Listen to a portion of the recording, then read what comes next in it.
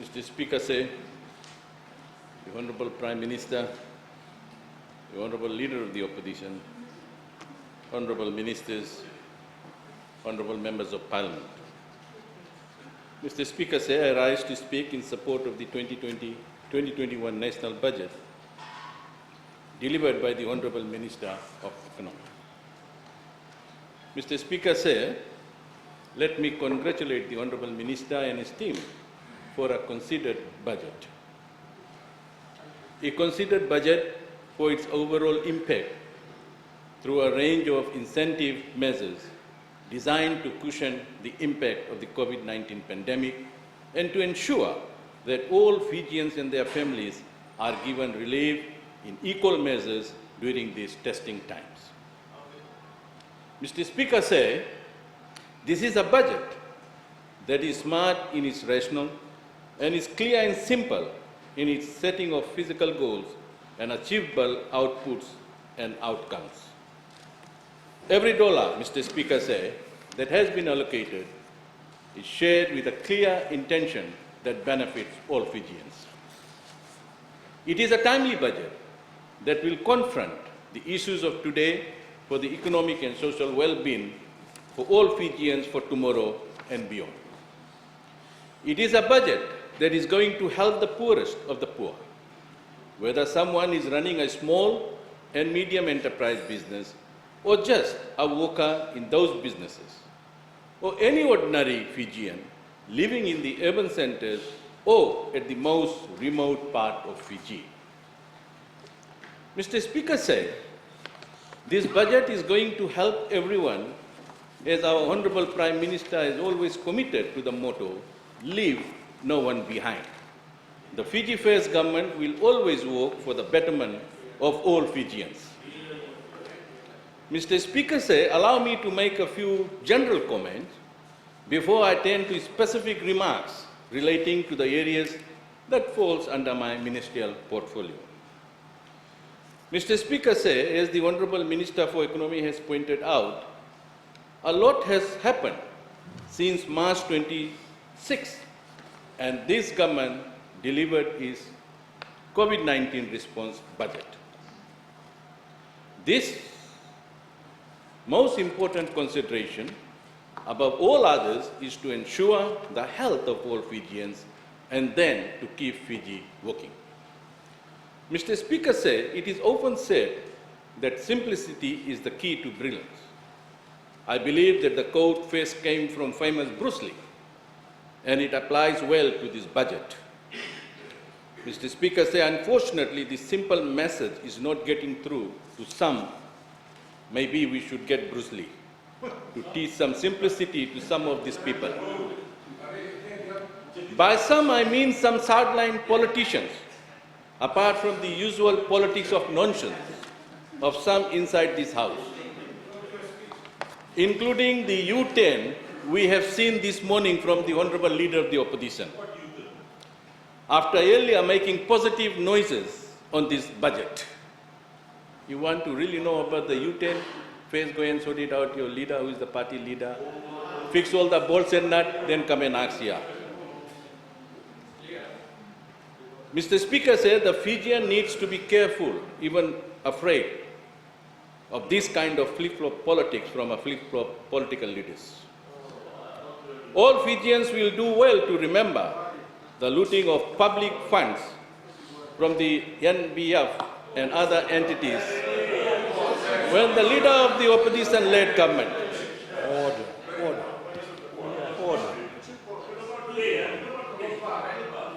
Order.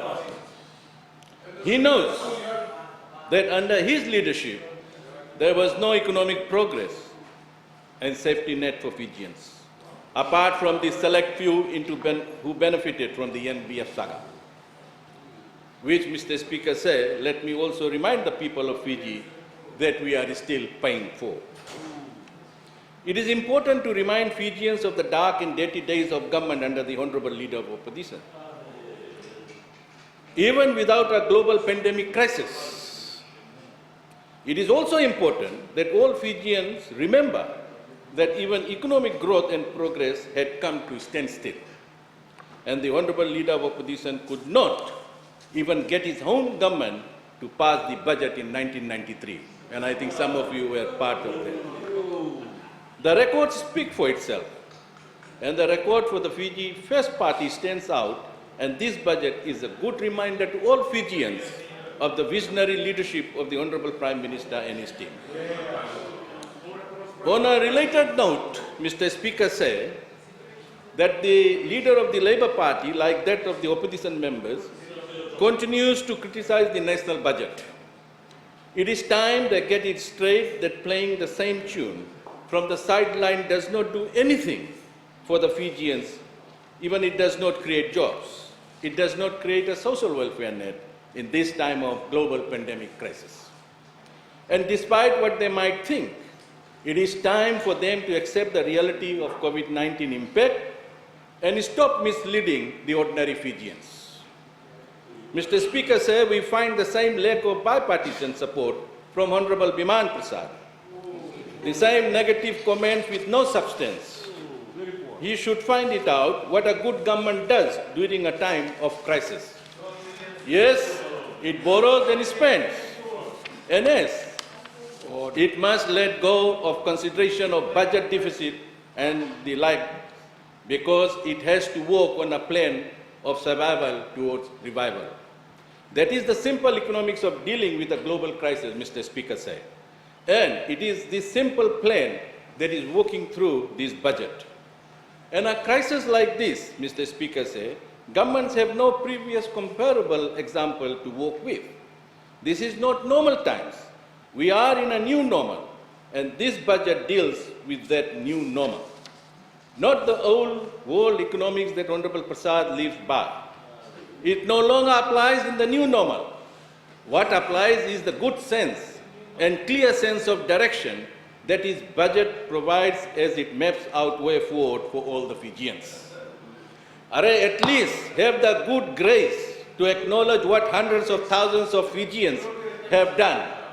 Not just admit but applaud the fact that this government has come up with a definite master plan in this budget to not only ride the storm of the pandemic but come out stronger. Mr. Speaker said, we are also disappointed to see some civil society organizations. They're jumping on the bandwagon now.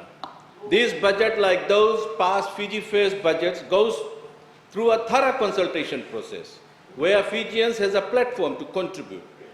Even during this pandemic, the consultations were taken to the people, and I congratulate the Honorable Minister and his team for taking the consultation to the people, that is the grassroots. Yet the civil society organizations, leaders seem to think that they need to be given a special status when it comes to the consultation. Mr. Speaker said they could have participated in one of the consultations if they were really interested or cared about these ordinary Fijians that they're talking about now. This pandemic is not the time for beating your own drums. It is time for collective action, like this budget provides for, in order to sustain all Fijians, Mr. Speaker said. And in the middle of the global pandemic, it is a proud moment for Fiji to have acted proactively and bravely as a small island nation to achieve this. Mr. Speaker said, globally, as noted in the budget address, the world has changed for the worse since our last budget in 2019. We cannot sit and hope. We cannot dream and wish away the pandemic. All we can do is to take advantage of our COVID-contained status and prepare to deal with the situation as it unfolds, all the time with an eye out for better times ahead when the pandemic comes under control globally. Mr. Speaker said, my ministry will continue to maintain an efficient and effective service delivery under this new budget allocation. In sustaining our service delivery, my ministry will continue strengthening collaboration with our stakeholders to ensure unemployed Fijians find new employment opportunities or become job creators through other government initiatives with relevant line ministries. As noted, Mr. Speaker, in the budget address, over 300 million jobs have been lost worldwide. Here in Fiji, we note that around 115,000 Fijians, one-third of our workforce, have had their hours reduced or lost their jobs. Mr. Speaker said, we welcome 100 million available to make sure every unemployed Fijian is able to access their full relief payment. But we are also pleased, Mr. Speaker said, to note the range of incentives for businesses and reiterate the words of the Honourable Minister that it is time to be generous rather than being greedy. The move to stimulate the economy through a never-before-seen or heard range of tax and excise duty cuts is also greatly welcome, Mr. Speaker said. The trick here will be ensuring that our business leaders guarantee that this trickle-down effect is immediate and a steady stream to ensure that more workers are employed. As mentioned in the budget, Mr. Speaker said, the number one priority, we need to bring back jobs. And number two, so long as this pandemic remains, so must our safety net for those who are unemployed and those whose hours and salaries have been cut. The time to work harder and smarter is upon us as never before, Mr. Speaker said. This is a time for a no retreat and no surrender approach when it comes to providing greater opportunities and incentives to all Fijians. On this, let me add, Mr. Speaker said, in today's world of work, the traditional enforcement method on reactive employment-based approach no longer works and it is not cost-effective. I am pleased to report to this August House that my ministry is pioneering an online model of labour inspection management system with the assistance of the International Labour Organization. Mr. Speaker said, this system will ensure that the labour inspection conducted have up-to-date data and the information is stored in a web-based application system which will ensure greater accountability and reliable labour services are provided to all employers and workers. Mr. Speaker said, my ministry will work in collaboration with the Ministry of Health and the operators in the tourism industry to ensure that COVID-19 workplace health and safety guidelines in the new normal are maintained. The budget allocation for a new micro, medium and small initiative is also greatly welcome, Mr. Speaker, and apart from providing immediate relief from the pandemic effect, I believe that we will have new job creators emerging from these schemes. Mr. Speaker said, this will add greatly to the existing schemes in this direction. The Ministry of Youth and Sports, through its Youth Feed the Nation program, is providing grants to youth clubs and individuals to seed funds their micro and small businesses, as well as in the agriculture sector. We have seen, Mr. Speaker, say in this program how many youths, some from industries like tourism, have successfully repurposed their skill sets to set up businesses of their own, or to engage in community-based food security and climate sustainability programs. We have found that this enables them to support and feed their families and wider communities. Mr. Speaker said, we welcome 5 million to upskilling and reskilling workers whose old jobs have been lost, but for whom new opportunities await. Mr. Speaker said, I note that there are broad-based changes, including the removal of stamp duties on any government document, which should free up our business community to invest in healthier and happier workplace. I would like to repeat the words of the Honourable Minister that your nation needs your generosity, not your greed. Your profits should be felt by your employees, both those still working and those you know can bring back after letting go. Mr. Speaker said, I note and extend my support to the notion in the budget that these measures benefit all, that is, employers, employees, and the consumers. The triangle of employment, industrial relation, and productivity requires a lot of goodwill and common sense, Mr. Speaker said. From my Ministry of Employment point of view, this will mean jobs will be sustained and even more will be created. And I welcome the flow-on effect of the budget measures that will have on cost of living. Mr. Speaker said, I welcome and support the budget initiative of prioritizing opportunities for employment and to have more sustainable public spending packages and removing those that are not working and providing the best returns for government investment. Let me also acknowledge and support the government for demonstrating true leadership with the leaders taking pay cuts, Mr. Speaker said, and by not cutting civil service salary. Civil service salary are important not just for the individuals, but for the many families and wider communities that they support from villages to settlements to farmers, Mr. Speaker said. I must commend the various arms of government for their untiring effort to keep our country running. This is a good example for all to follow. As many of the members of the government has pointed out, Mr. Speaker said, this is not the time to hold back and hope for the best. We must continue to be the best we can be in order to achieve the best. The workers, employers, and the workplace, this means a rethinking of how businesses can be best done, Mr. Speaker said. Everyone must step up and be counted.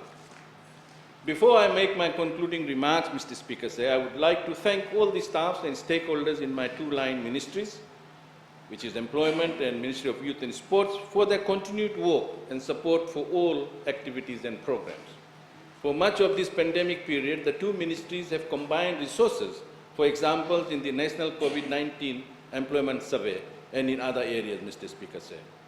During this pandemic, we more than ever need to empower Fijian youth now to take charge of their future, and this budget sets an example of how to get things done, how to take head-on challenges and meet it with a well-prepared and workable action plans. This, Mr. Speaker said, will provide that empowerment for our youth, so if decades down the line, if another disaster hits, that these young Fijians will be able to lead, following the example set by the Fiji Face government during this hour of crisis. As the containment of COVID-19 has progressed, Mr. Speaker said, I note the easing of restrictions and the effect that is had on our sporting nation. And I welcome the patience of our sporting organizations and sports people who have now adopted safe COVID practice as sports has made a comeback. At this juncture, we welcome the announcement that any sponsor who donates to a Fiji National Sports Commission registered entity will receive a 150% tax reduction, Mr. Speaker said. And furthermore, the $10,000 minimum threshold has been removed. As we have seen even in countries where COVID-19 is active, professional sports has continued. We see a whole host of Fijian superstars back in action as the National Rugby League, the Australian and New Zealand Super Leagues has restarted. They are an important and high-impact contributor to our economy through remittance. And my ministry will continue to support youth as they move towards this professional pathway into sports. Mr. Speaker said the Fiji Face government has a solid and proven record. Recovery from events that are not of their making. Whether it is COVID-19, the global financial meltdown, Category 5 Cyclone Winston, or Cyclone Harold, including other extreme weather events of the legacies of failed governments and governance system. We have delivered and we will continue to deliver for all Fijians. Mr. Speaker said, I thank this August House for the opportunity to speak on a historic and a landmark budget document for 2020-2021. Mr. Speaker said, I would like to once again declare my full support for the 2020-2021 national budget. Thank you and Vinaka.